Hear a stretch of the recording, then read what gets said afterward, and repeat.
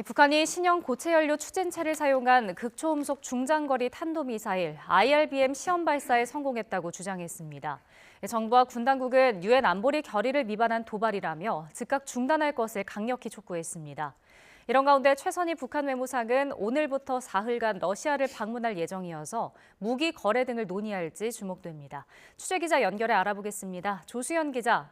네, 통일외교안보부입니다. 네, 김정은 위원장이 남북 관계를 적대적 국가 관계로 규정한 뒤 올해 첫 탄도미사일을 발사했는데 먼저 북한의 발표 내용부터 전해주시죠.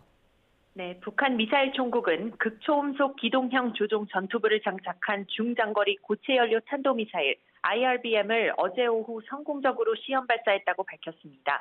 미사일 총국은 주변국의 안전에 그 어떠한 영향도 주지 않았고 지역 정세와는 무관하게 진행됐다면서 강력한 무기 체계들을 개발하기 위한 정기적인 활동의 일환이라고 주장했습니다.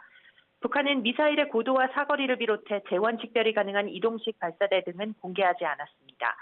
IRBM의 사거리는 3,000에서 5,500km인데요. 평양에서 미국 전략자산이 배치된 괌까지가 직선 거리로 3,500km여서 괌을 사정권에 두고 있습니다. 우리 군은 이번에 발사된 미사일이 약 1,000km를 비행해 동해상에 탄착했다고 분석했고, 일본 방위성은 최고 고도 50km 이상으로 최소 500km를 비행했다고 평가했습니다. 군 당국은 오늘 오전 입장문을 통해 유엔 안보리 결의를 위반한 명백한 도발이라며 즉각 중단할 것을 강력히 촉구했습니다. 또 한미 일체형 확장 억제 실행력을 높이고 한국형 삼축체계 등 자체적인 대응 능력을 강화하고 있다며 우리에 대한 직접적인 도발을 할 경우 압도적으로 대응할 것이라고 강조했습니다. 통일부도 북한이 연초부터 한반도 평화를 위협하고 우리 사회 국론 분열을 꾀하는 언동을 지속하고 있는 데 대해 강력히 규탄한다고 밝혔습니다. 이어 정부는 북한 정권이 이런 도발이 자신들의 체제를 지켜줄 것이라는 헛된 꿈에서 하루속히 깨어나 진정으로 북한 주민들을 위하고 한반도의 미래를 향한 올바른 길로 나설 것을 촉구한다고 덧붙였습니다. 네, 이런 가운데 북한 최선희 외무상이 러시아로 향했는데요. 방러 기간에 북러 외무장관 회담이 열릴 것으로 보인다고요? 네, 그렇습니다. 북한 매체들은 최선희 외무상을 단장으로 하는 정부 대표단이 러시아 방문을 위해 어제 평양을 출발했다고 보도했습니다.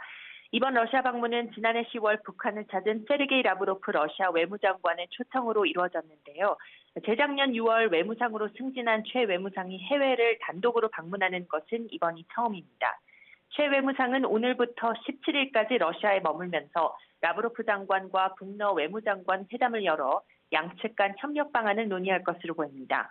푸틴 대통령이 지난해 9월 러시아에서 열린 북러 정상회담에서 김정은 국무위원장의 방북 초청을 수락한 만큼 이번에 푸틴 대통령의 방북 일정이 구체적으로 논의될지 주목됩니다. 이와 함께 러시아와 북한의 무기 거래에 관한 논의 가능성도 관심입니다. 북한과 러시아는 계속 무기 거래를 부인하고 있지만 미국과 우크라이나는 북한이 러시아에 무기를 제공해온 것으로 판단하고 있습니다. 통일부는 러북 간 무기 거래 등 불법적 행위가 지속되고 있는 데 대해 국제사회가 엄중하게 경고하고 있다며 최선희 외무상의 이번 방러에 대해서도 예의주시하고 있다는 점을 북한과 러시아가 분명히 인식해야 할 것이라고 밝혔습니다. 지금까지 통일외교안보부에서 YTN 조수연입니다.